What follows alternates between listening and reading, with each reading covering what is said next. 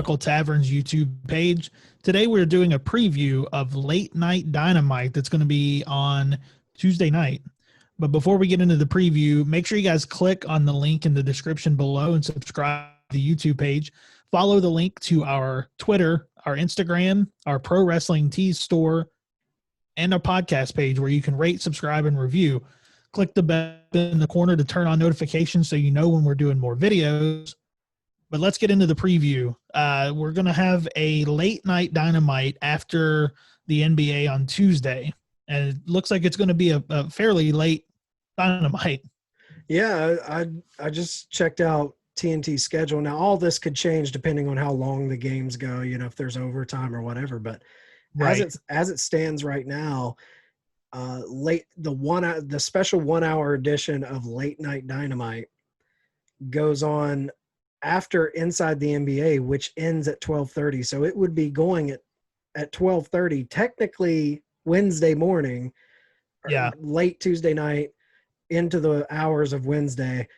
You know, and the big thing to keep in mind here, this isn't taking the place of Wednesday Night Dynamite. No, it's supplemental to the episode of Dynamite. Right. So we'll get the 2 hours on Wednesday at 8 p.m. on TNT, but we also get kind of an added bonus of an hour Late Night Dynamite Tuesday night. We'll break down the card here in a second, but why do you think they're doing this? I think it's a test because we've seen a couple of other things. I know they had done a replay of Dynamite where they told people to tune into that, and they're doing this another kind of late night thing, which it probably won't be 12:30. I would say it's going to be a little earlier, but I think it's a test kind of to see where they're going to put this second TV show when they're able to do it. Yeah, and you know, they've been talking when they when they extended their contract with TNT to 4 years, there was, you know, the thing in the contract where they were going to bring on another hour of TNT programming. Right. I think them testing the Dynamite rerun a couple weeks ago, and now them testing this. Like you said, I don't think this new 1 hour show is going to be at 12:30 at night. Right. But I do think they're dipping their toe in the water of a late night show. Yeah. I think this new hour of TV, whenever it does happen, I wouldn't put it past them to have it at 10 or 11 p.m. Yeah. Yeah. I think that's going to be the time that they do it. It's going to be a late night show. And honestly, and I think they want to see how many people tune in this late at night. Yeah, I agree. And honestly, I wouldn't put it past them to put that extra hour immediately after Raw or SmackDown. Right. A Monday or a Friday night at like 10, 11, somewhere in there to kind of get those fans. That's kind of an ingenious move if you think about it. Oh, it is, because, and look, it's not a secret here. I'm not a fan of what WWE is doing right now. Right. So I think this is a super smart move, because people that are watching WWE can go from immediately seeing their product to going to and seeing another product that is, in my opinion, it's better. And they're going to be able to immediately see that. And yeah, exactly. And you know what that late night spot gives them too? More leeway to be a little more edgy. Exactly. A little more risque. That 8 o'clock spot, they're a little more under the watchful eye. The later you get in TV, the more you can do, the more you can get away with the network. Exactly. So, because they know those little kids aren't watching at 8 p.m. They're in bed. It's 10:30. It's adult time. So, and they're wanting to differentiate this new hour of television completely away from Dynamite. Right. So we could be seeing something a little more adult oriented in this hour. Yeah. Well, can you imagine being a fan watching WWE, Disney, WWE, going straight into seeing this. And Right. you know, I think being able to see that immediately after, so everything's so fresh, is going to make them say, "Oh, you know what? This is a different product. Right. Right. What is This is this? different." Yeah.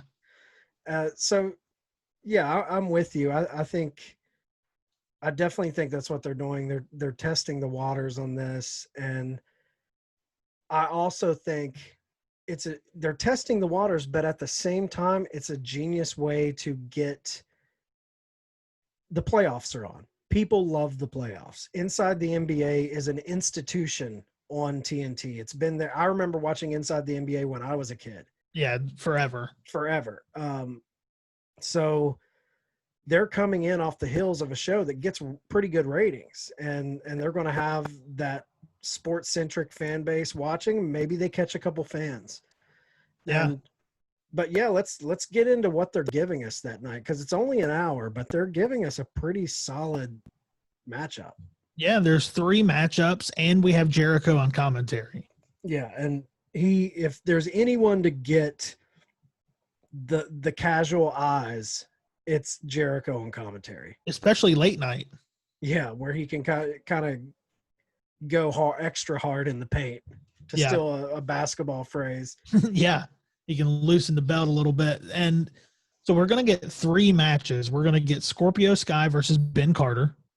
Yeah, and Ben Carter, he is an extremely high ranking indie star right now. There's a lot of people high on Benjamin. I guess on the indie scene, he goes as Benjamin Carter. In the few times he's been on AEW, he's went as Ben Carter. His story is pretty crazy too, because he grew up on an island off of where is it? It's called Jersey Island. I believe it's off the coast of France somewhere. Oh, okay. But it's a colonized island of the British. So he's a British guy, and the way he came to the United States, because he didn't typically, when you're a British professional wrestler, you come up in the British independent scene like William Regal did, and he came, but Ben Carter is a little different because he didn't come up on the scene. He actually got a full scholarship, a football, European football, but soccer in America. He got a soccer scholarship to come to the United States and play in college. While he was here, he enrolled in the Black and the Brave Wrestling Academy, which is Seth Rollins' wrestling academy. And he did really well there. He started working at SCW Pro Wrestling in Iowa, and he went on to wrestle a lot of different organizations. I think Absolute Intense Wrestling he wrestled with, but he really became big in the southeastern states, like on the indie scene, like mid-Atlantic, southeastern. That's where he kind of really started breaking out. So to see him, and he's a pretty exciting, high impact type of wrestler. See him lock up with just a pure athlete of Scorpio Sky. That's an excellent matchup. Yeah. And then we're going to have Anna Jay and Brandy Rhodes.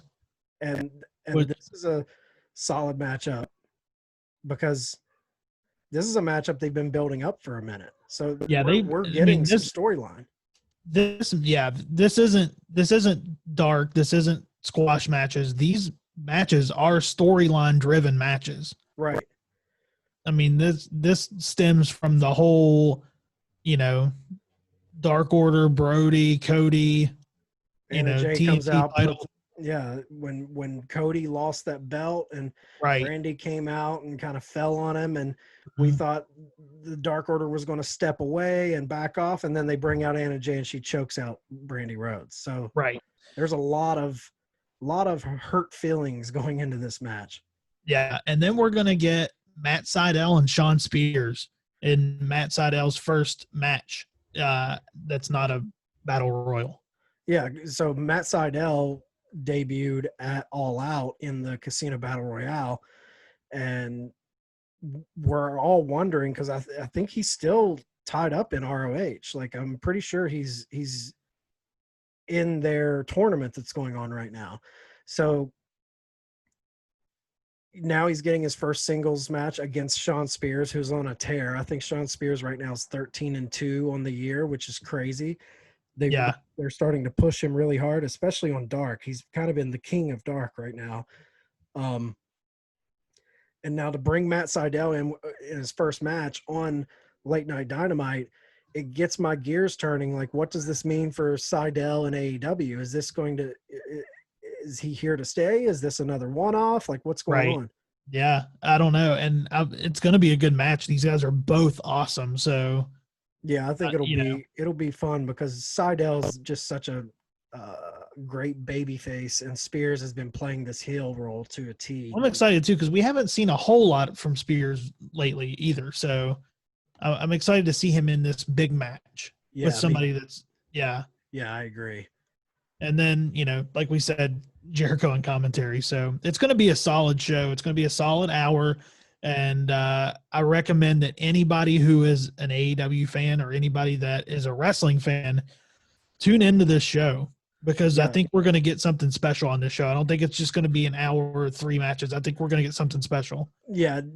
Tune in, set your DVR, do whatever you have to do. You definitely check this out because, like you said, it's not just going to be these three matches in Jericho. There's going to be some story building vignettes. They're going to do something a little special. There's going to be added stuff. So I think they're really going to do something fun here. Yeah. So we'll probably do a review of this after it's over. So make sure you click on the bell in the corner so you get a notification when we do that video. Also, leave a comment and subscribe to the YouTube page. You guys have a great day, and we'll see you guys soon.